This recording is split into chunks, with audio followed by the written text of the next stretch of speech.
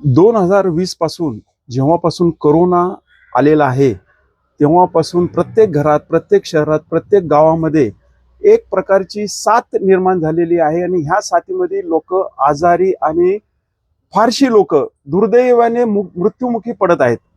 परंतु याबरोबर त्या रक्ताचा तुटवडा हा प्रत्येक शहरात आणि गावात होत आहे.